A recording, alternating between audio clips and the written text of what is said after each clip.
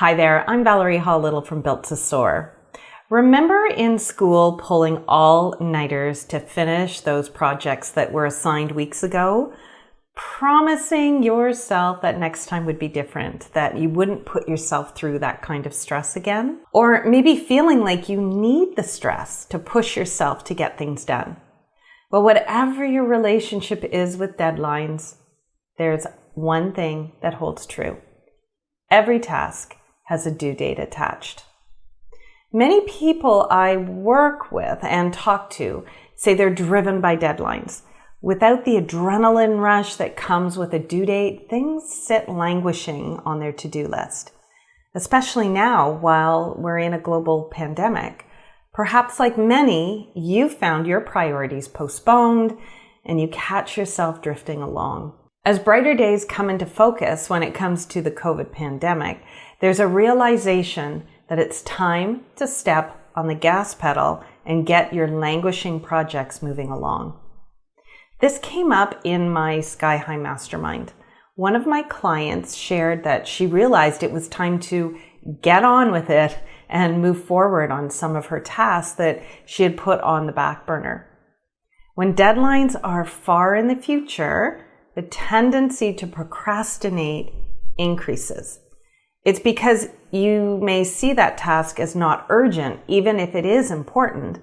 So you turn your attention to things that you perceive as being more immediate.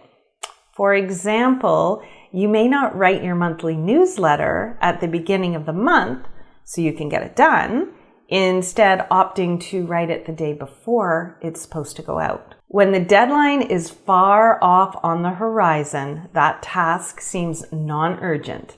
And so you may prefer to do something that brings you a more immediate sense of completion, like responding to emails.